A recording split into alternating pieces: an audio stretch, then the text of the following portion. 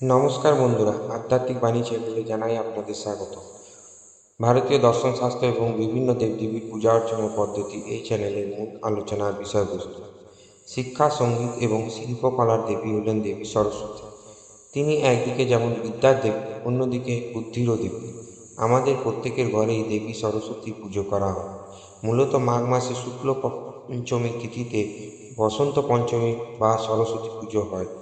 সারা বছর ধরে সকলেই অপেক্ষা করে থাকেন সরস্বতী পুজোর জন্য। বিশেষত শিক্ষার্থীদের কাছে এই সরস্বতী পুজো একটি খুবই আনন্দের এবং উচ্ছ্বাসের উৎসব।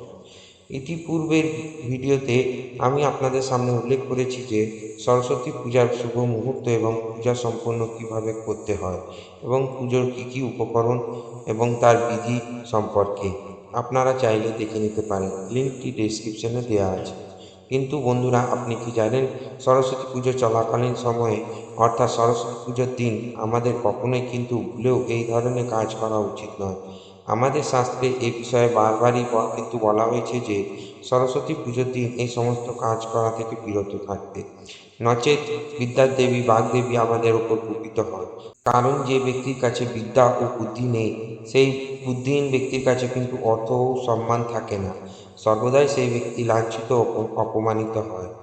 আজ এই ভিডিওর মাধ্যমে সেই সব বিষয় নিয়ে আপনাদের সামনে আলোচনা করব।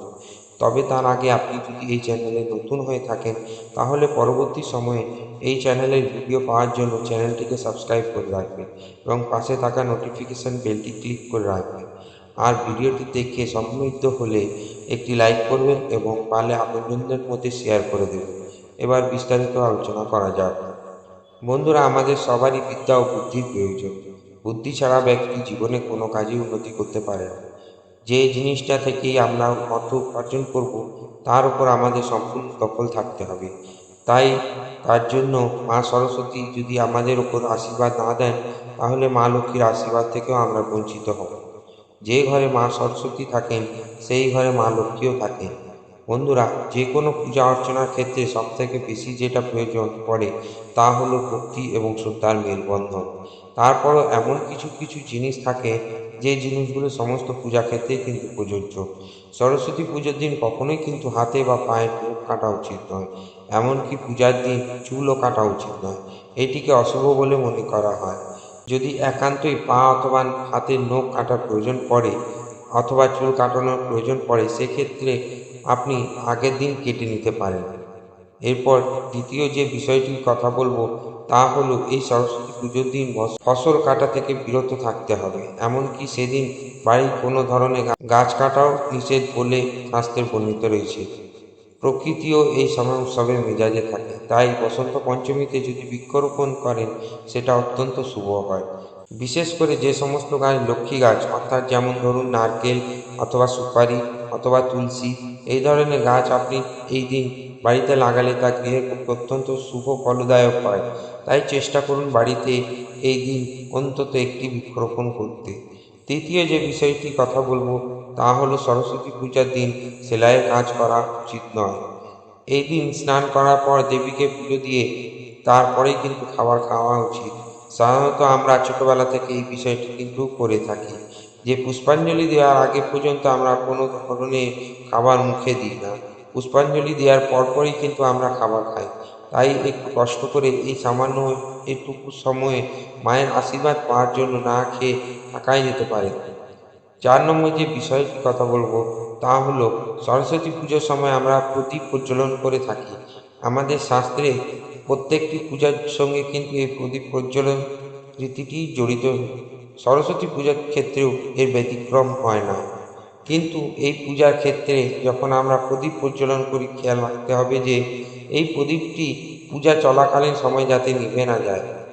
তাই যে প্রদীপটি আপনি প্রজ্বলিত করছেন সেই প্রদীপটির দিকে বিশেষভাবে নজর রাখবেন। কারণ যে কোনো পুজোর ক্ষেত্রেই পূজা চলাকালীন প্রদীপ নিভে যাওয়াকে শাস্ত্রে অমঙ্গল বলেই ধরা হয়। পঞ্চম যে বিষয়টি কথা বলবো তা হলো এই দিন এই সরস্বতী পুজোর দুদিন ঘরে কোনায় কোনায় ধুলো ময়লা জমতে দেবেন না। পরিষ্কার পরিচ্ছন্নতা ও স্বচ্ছ জীবনের চাবিকাঠি। সেই কারণে আমাদের প্রত্যেকটা পুজোর আগেই পরিষ্কার পরিচ্ছন্নতার ওপর বিশেষ জোর দেওয়া হয়ে থাকে। ষষ্ঠত যে বিষয়টি কথা বলবো তা সরস্বতী পুজোর দিন ভুল করেও কারো সম্বন্ধে কোনো ধরনের খারাপ কথা বা খারাপ মন্তব্য করবেন না। মনে করা হয় এই দিন সরস্বতী দেবী আমাদের জিয়ায় অধিষ্ঠান থাকেন, তাই আপনার বাণী এবং কথার উপর নির্ভর করে আপনার সম্পূর্ণ চরিত্র। সপ্তমত, এই দিন আমাদের শাস্ত্রে বলা হয়েছে যে কালো বা লাল রঙের পোশাক পরা থেকে বিরত থাকা উচিত। এই দিন হলুদ অথবা সাদা রঙের পোশাক পরতে বলা হয়ে থাকে। দেবী সরস্বতীর অত্যন্ত প্রিয় রং হলুদ এবং সাদা, তাই চেষ্টা করুন হলুদ এবং সাদা বস্ত্র পরে পুষ্পাঞ্জলি দিতে হবে। অষ্টমত, সরস্বতী পুজো যেহেতু একটি পবিত্র দিন, তাই পবিত্র দিনে বরাবরই বলা হয়ে থাকে যে কোনো ধরনের মদ্যপান এবং মাংস খাওয়া থেকে বিরত থাকতে, তাই এই দিন মদ্যপান বা মাংস খাবেন না। এই দিন নিজের পড়া বইগুলি প্রতিমার সামনে রাখতে কখনোই কিন্তু ভুলবেন না। সবশেষে বলবো বন্ধুরা, সরস্বতী পুজোর দিনটা একটি অত্যন্ত পবিত্র দিন, তাই আপনার বাড়িতে মা সরস্বতীর পুজো অর্চনা হওয়ার পরে কিন্তু আপনি সবাইকে প্রসাদ বিতরণ করবেন। সবাইকে প্রসাদ বিতরণ করার পর তারপরেই আপনি মা সরস্বতী প্রসাদ গ্রহণ করবেন। মা সরস্বতী পুজোতে অনেক কিছুই ভোগ দেওয়া হয়, কিন্তু মা সরস্বতী অত্যন্ত প্রিয় হচ্ছে নারকেল কুল, তাই কুল ছাড়া সরস্বতী পুজো কিন্তু অসম্পূর্ণ। বন্ধুরা, এই কুল কিন্তু সরস্বতী পুজোর আগে খাওয়া উচিত নয়। সরস্বতী পুজোতে মা সরস্বতীর কাছে কুল দেওয়া হয় এবং তারপরে প্রসাদ হিসেবে সেই কুল কিন্তু গ্রহণ করা হয়। তাই এই ব্যাপারটাও খেয়াল রাখবেন, সরস্বতী পূজার আগে ভুল করেও কুল খাবেন না। এছাড়া সরস্বতী পুজোর দিন কাউকে খালি থেকে বাইরে বের করবেন না। আজকের ভিডিওটি এই পর্যন্তই। ভিডিওটি যদি ভালো লেগে থাকে তাহলে অত্যন্ত লাইক এবং শেয়ার করে দেবেন।